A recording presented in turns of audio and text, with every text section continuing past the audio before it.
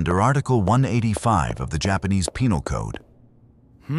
Gambling for money in any form is strictly prohibited. Yet, if you walk down any major street in Tokyo, Osaka, or Nagoya, you'll encounter multi-story buildings glowing with neon, echoing with the deafening sound of millions of clinking steel balls and metal tokens. These are Pachislot and Pachinko halls, an industry whose annual revenue once eclipsed the entire casino market of Las Vegas combined. How can a business that looks and functions identically to a casino legally operate on almost every street corner in Japan? The answer lies in a strange financial reality. Pachislot halls do not pay out a single yen in cash. On the surface, customers come here to try their luck. But from a business perspective, Pachislot owners aren't gambling with players. They don't care who wins or loses on any given night. They own a cash-generating machine built on a mathematical algorithm precise down to the millisecond, paired with a sophisticated three-way legal structure. How do you run a Pachislot hall? And how does the real economy behind these flashing machines actually work? Let's break down the economics of owning a Pachislot hall. Opening a Pachislot hall in Japan today comes with steep financial barriers. The market is sharply divided between massive corporate chains with hundreds of locations and smaller, independent halls. The single largest upfront cost is prime real estate. A viable Pachislot hall requires high-foot traffic locations right outside major train stations, or large plots of suburban land with parking space for hundreds of cars. Second is equipment, the beating heart of the business. An average hall operates anywhere from 300 to over 1,000 machines. Each new Pachislot machine themed after popular anime or pop culture can cost thousands of dollars. Crucially, their shelf life is remarkably short. Due to shifting player preferences and strict technical compliance checks by the Public Safety Commission, hall owners are forced to replace a significant portion of their machines every few months. Third is specialized technical infrastructure. You aren't just putting machines in a room. The hall setup requires automated token handling systems beneath the floor, central token delivery, overhead data counters tracking jackpot histories, and massive HVAC systems to handle smoke and heat generated by hundreds of continuously running machines. Beyond upfront capital, hidden operational costs test a hall's financial resilience. Electricity bills are enormous. Hundreds of machines, LED screens, audio systems, and air conditioning running 14 hours a day. Then there are legal compliance and inspection fees. Every machine must be sealed and independently inspected to ensure its software chip hasn't been tampered with.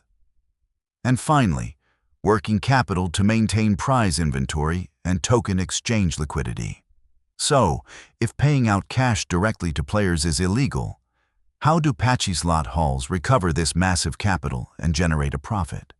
To understand how a Pachislot hall makes money, you first need to understand how they legally pay out players. This business model relies on a legal structure known as Santen Hōshiki, the three-shop system. The mechanism operates as a closed loop that remains completely independent on paper. Step 1. Players buy tokens with cash at the Pachislot hall. When they win, instead of cash, the hall gives them special prizes called tokusho, typically small plastic cases encasing tiny amounts of real gold or silver. Step 2. The player takes these tokusho outside, walking to an independent exchange booth, usually hidden in a nearby alley, known as a T-exchange. This booth buys the tokusho back from the player for market-rate cash. Step 3.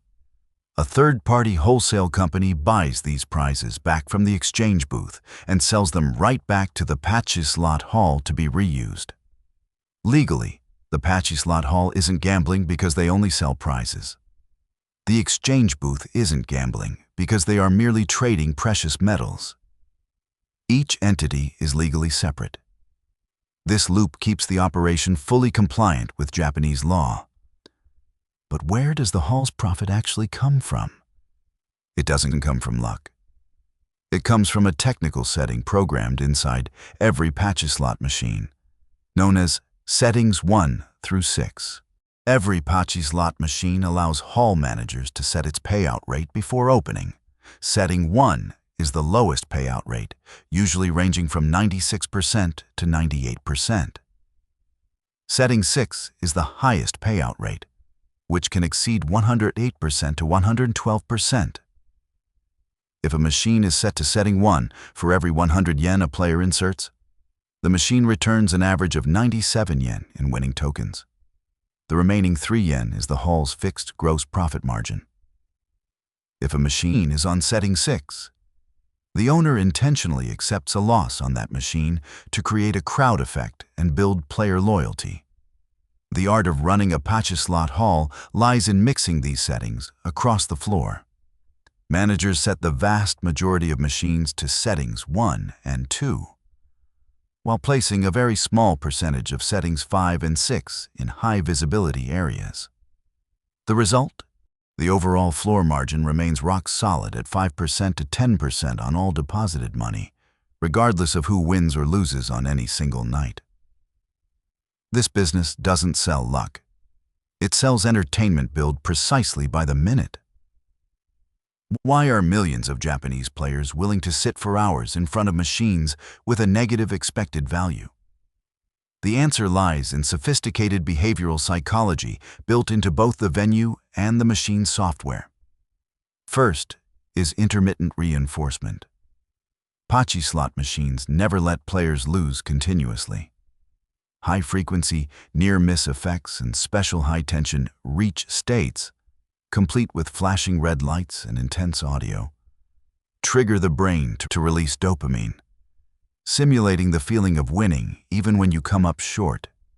Second is the illusion of control. Unlike traditional pachinko where steel balls fall passively, Pachislot requires players to pull a lever and physically press 3 stop buttons to halt the reels. Players feel that their timing and skill dictate the outcome, even though an internal microchip algorithm determined the result the instant the lever was pulled. Third is sensory environmental manipulation.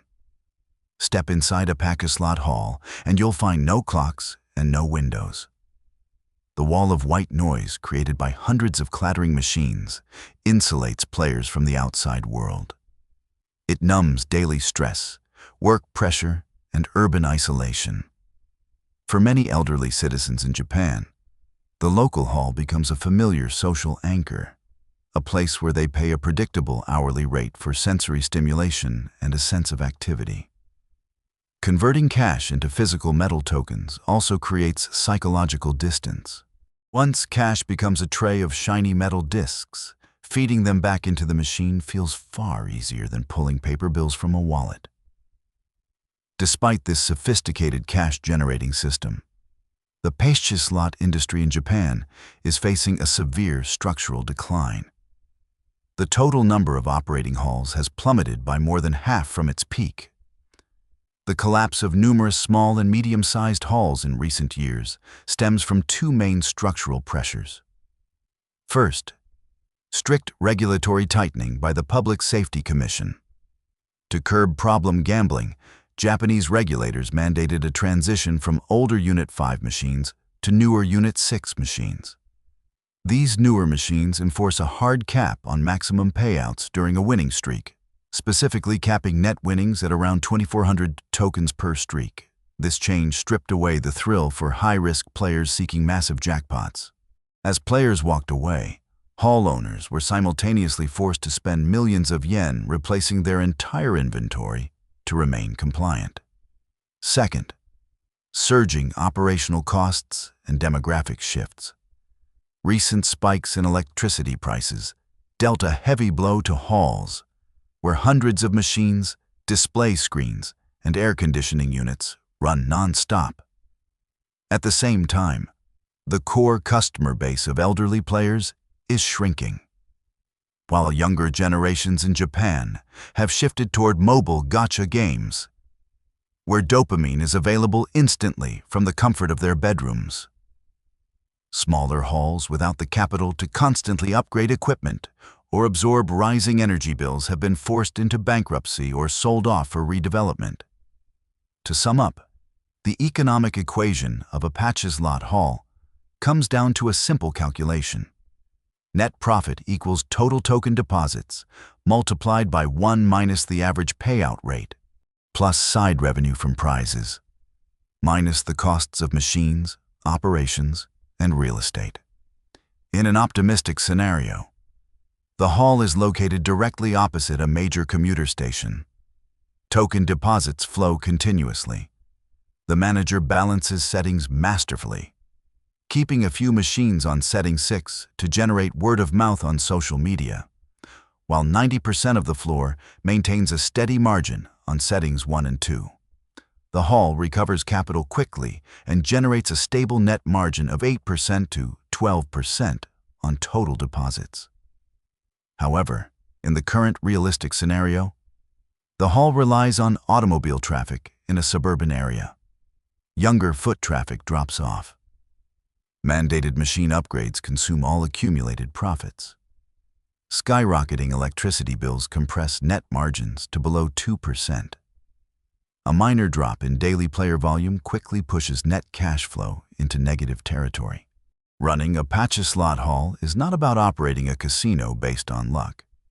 It is a complex commercial real estate operation, one that blends probability math, behavioral psychology, and a deep understanding of regulatory nuances. A Pachislot hall, at its core, is a factory that converts urban loneliness and spare time into cash flow, where every clink of a metal token has been precisely calculated in advance.